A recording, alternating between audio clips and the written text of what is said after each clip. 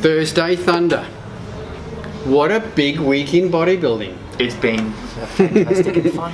Which we'll cover in a minute. Yes. But first of all, Mr. Olympia.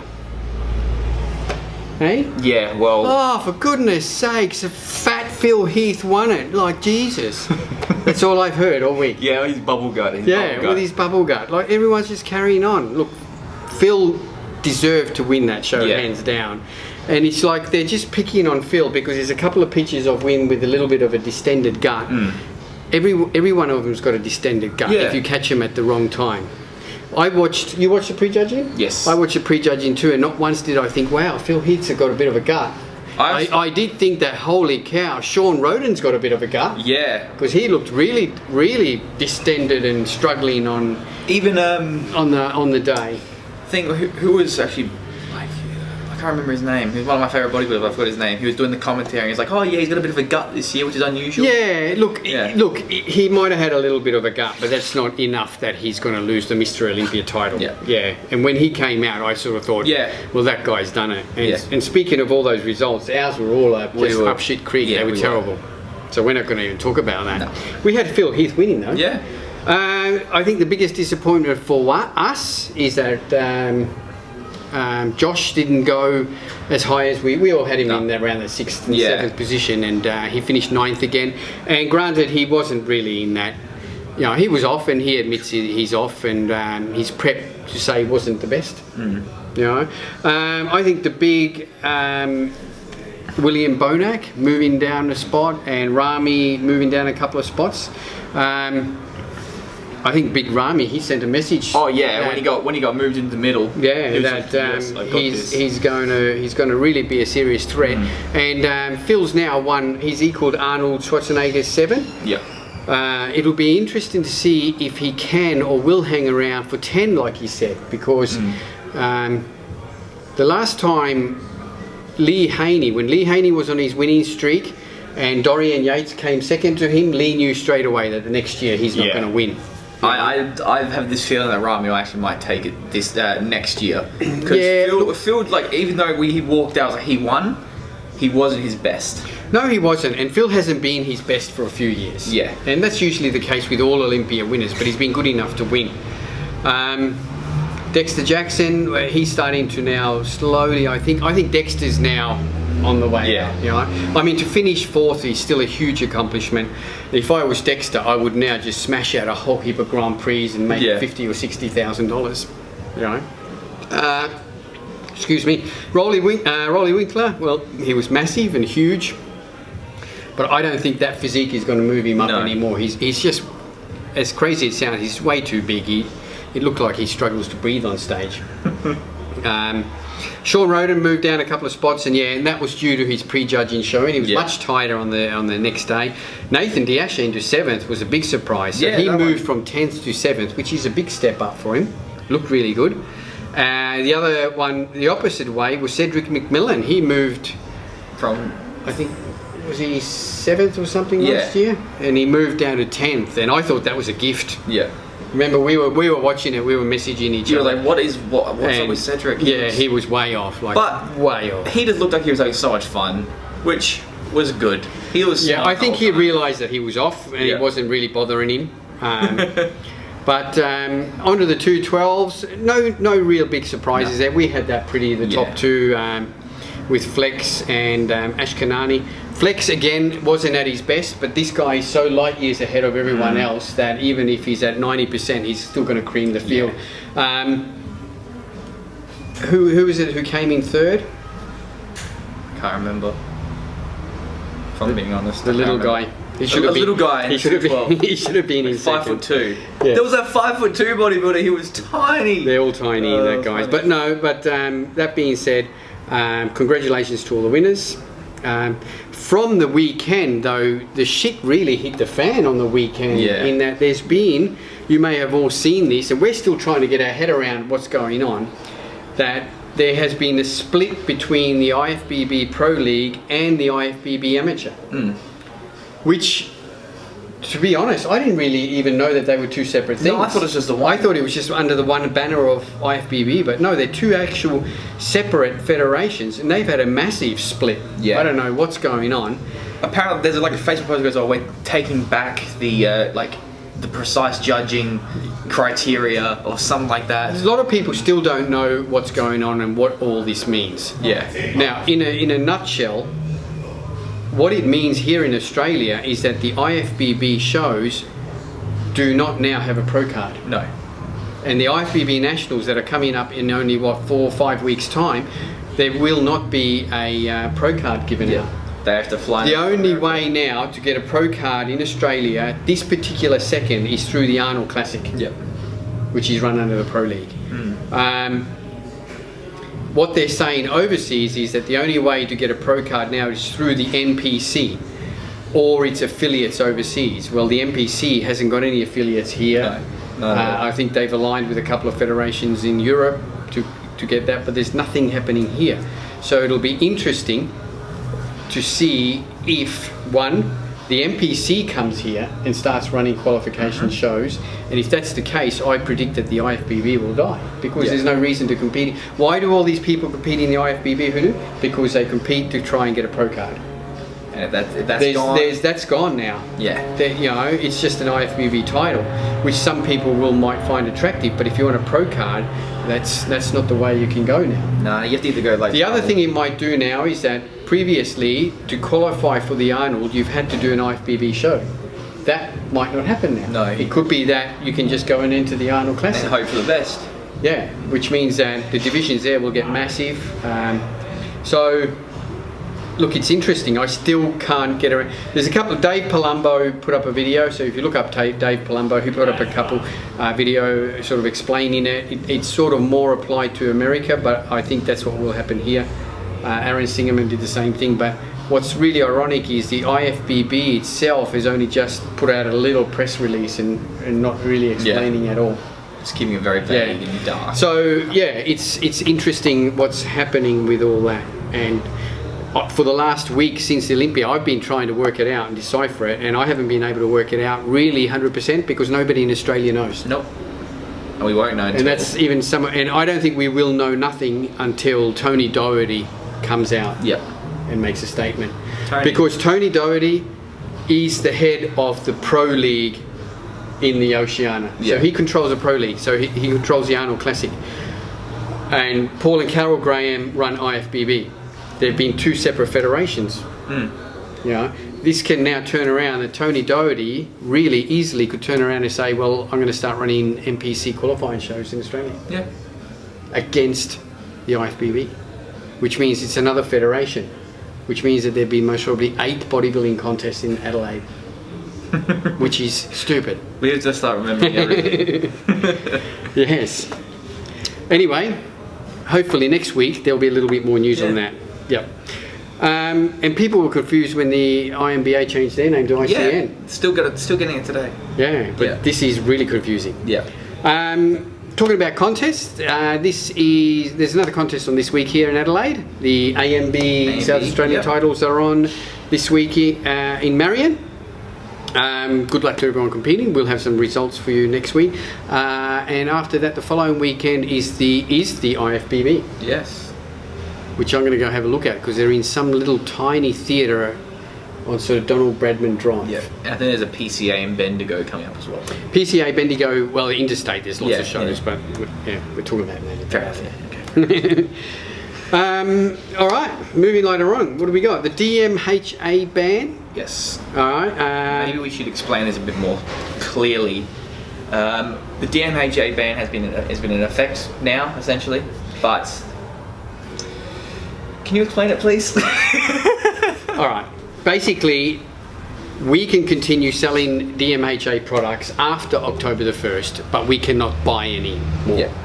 All right? Yeah. So, pretty well, whatever we've got on the shelf, we can continue selling. And we've still got some. We've still got Total War, and we're actually getting another shipment of Total War in today or tomorrow. Here, all the shops are stocked up with Total War. We've still got Kodiak Attack. We've still got Blaze.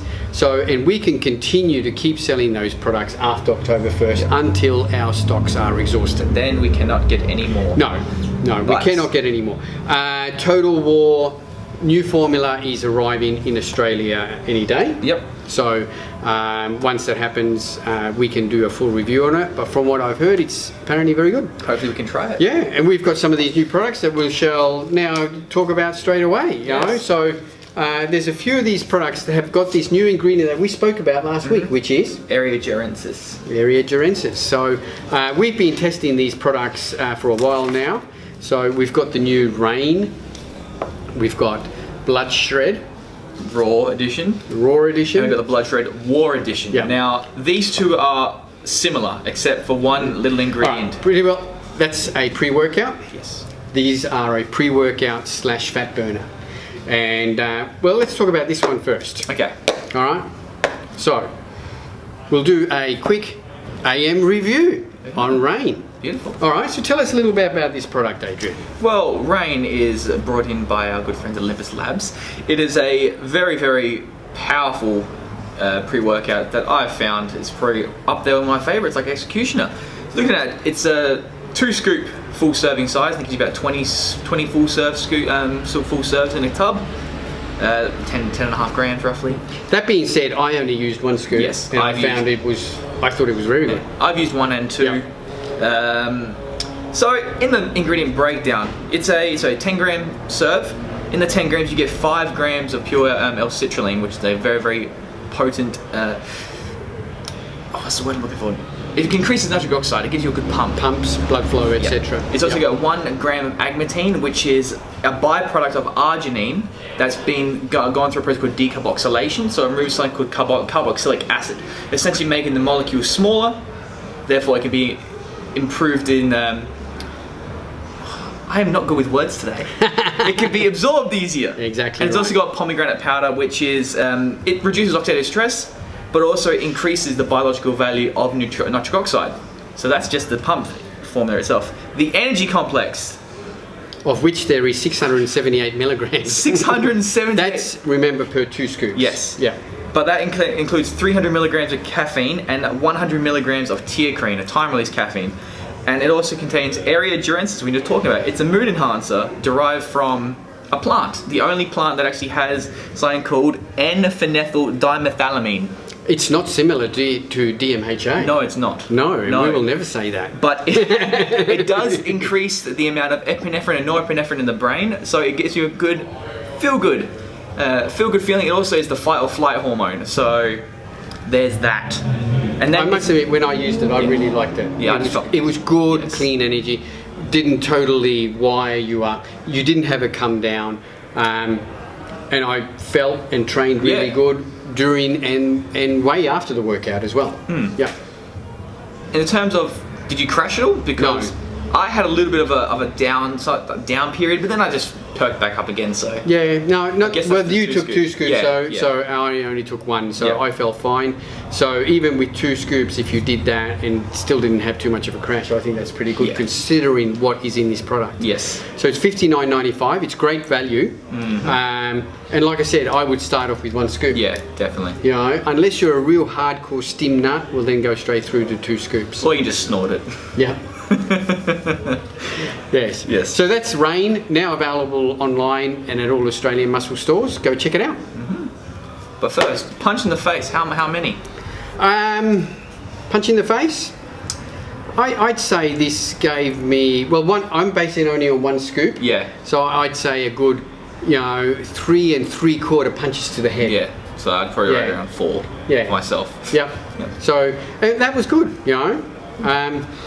Now, moving on to the Blood Shred, the Raw and the War. Now, as you said, they're pretty well exactly the same product except for 1 ingredient. Yes. Yep. And that is called Rowolfia, or Rowolfia. Yes. Rowolfia. Let's start like that. Yeah, Rowolfia serpentinea. There we are. Yeah. Standardized to 90% Rowolfscene. If you look up, it's actually a Yohimbe-like compound. Yeah, iso-Yohimbe. Yes. Yeah. So it's interesting because when I used this product, this was like 7 punches to my face and my whole day was ruined. Trained like an animal, but then I just wanted to sit in a chair and cry and let everyone know all about my emotions. It was... And that is the Royal Scheme, the which is 6 pretty milligrams, that 6 milligram change, we were both sweating. Yeah. And we were shivering at the same time. That's right. But overall, it's a good pre-workout. It was a good pre-workout. And the only other thing this does, which as it's marketed more as a fat burner / pre-workout, is that it does work very effectively as an appetite control. Yes. Yeah. Yes, you were saying you went hungry. Yeah, when you had to just feed yourself. did not. I had to really force the food down for quite a while after using it. Energy is just off the charts. Even though it's only 250 milligrams of caffeine, but it's also got the other green tea and everything else added to it, which really brings it to much higher. Yeah, it goes 300 milligrams of your, where is it? Yeah, of Aerogenesis and J. Regia, which is, they're both alkaloids, so they work synergistically with each other. That's right. Yeah. Very fast acting, like incredibly fast acting. All three products. Yeah. So that's our take on the Olympus Labs. Rain, pre-workout, and your blood shred formulas, pre-workout / energy.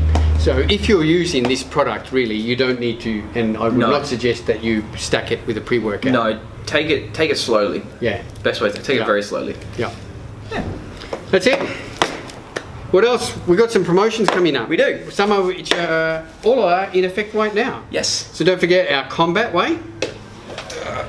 Combat Way, $89.95, and you get a free liquid L-carnitine with it while stocks last. Yep.